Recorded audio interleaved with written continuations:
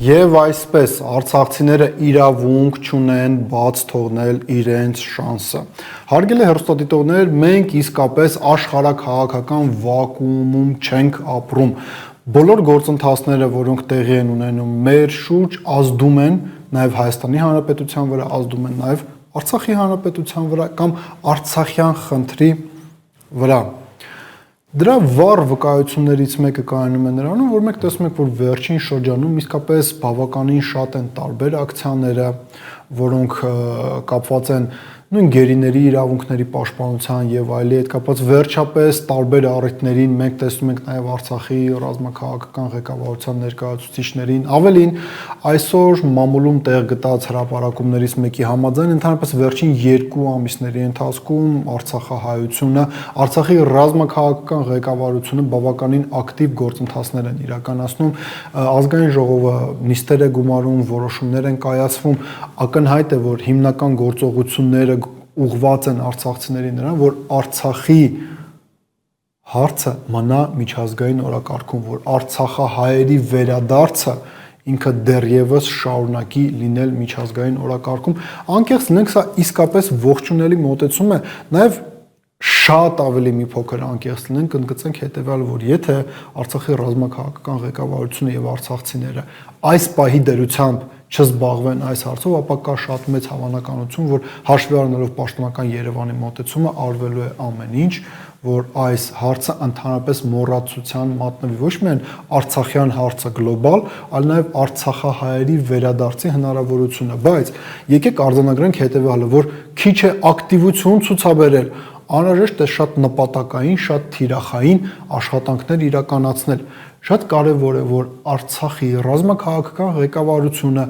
ի տարբերություն նաև 2020, 21, 22 թվականներին կարողանան ճիշտ գնահատեն միջազգային ասպարեզում տեղի ունեցող գործընթացները, հասկանան, թե այս աշխարհակարգի փոփոխության շրջանում ում վերահսկողության տակ է լինելու Հարավային Կովկասը, ում վերահսկողության գոտում է լինելու ռազմավարական շահերի սահմաններում է լինելու Հարավային Կովկասը եւ ըստ այդմ նաև ճիշտ քաղաքականություն իրականացնեն։ Կա նաև տպավորություն, որ Արցախահայությունը որոշակի առումով Արցախի ռազմաքաղաքական ղեկավարությունը, որը այս պահին գտնվում է Հայաստանի Հանրապետության մայրաքաղաք Երևանում, իրենք հնարավոր է աշխարհաքաղաքական խաղադրույք են կատարել Պուտինի եւ Տրամփի միջև ընթացող բանակցային գործընթացի վրա, այսինքն եթե Ռուսաստանը եւ Ադրբեջանը կարողանան կան համաձայնությունների շատ ավելի լայն հարցերի շուրջ, քան Ուկրաինան է, կա հնարավորություն, որ նաև Հարավային Կովկասի թեման կքննարկվի, կա նաև հնարավորություն, որ կքննարկվի Արցախի, Արցախահայության վերադարձի թեման։ Կրկին ասենք, սա շատ ճիշտ պրոակտիվ մոտեցում է, բայց մենք նաև պետք է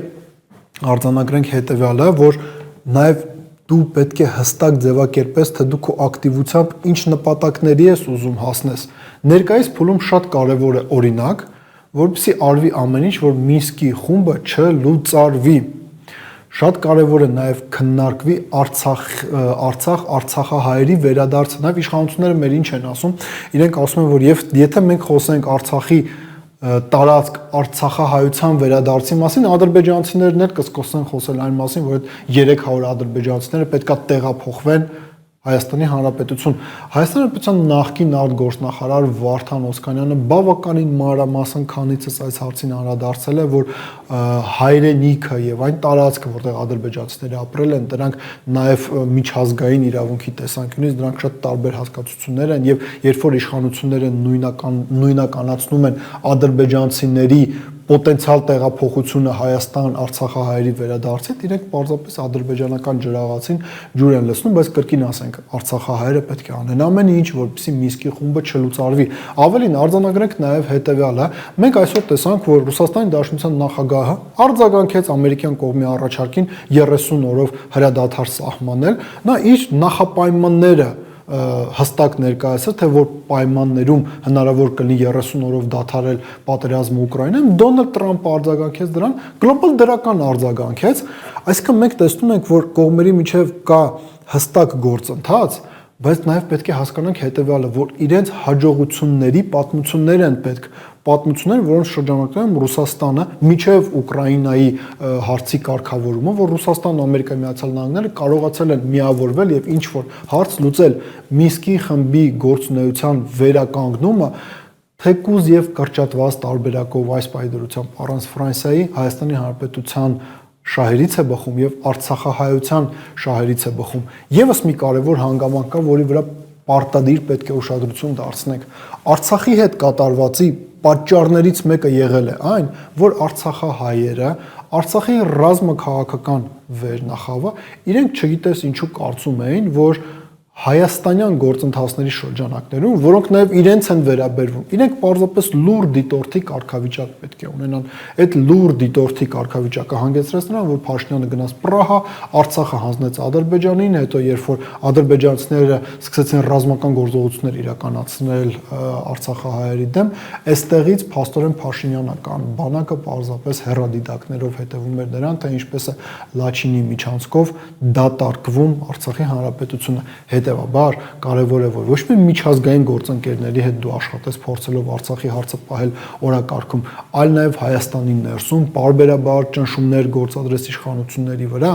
հասնելով նրան, որ իրենք չգնան Մինսկի խմբի լուծարման Ադրբեջանից առաջ քաշված նախապայմանին։ Արցախցիները իրավունք չունեն հերթական անգամ բաց թողնել իրենց պատմական շանսը, որովհետև նոր շանս կարող է եւ ընդհանրապես չառաջանալ։ Մտածեք այդ մասին։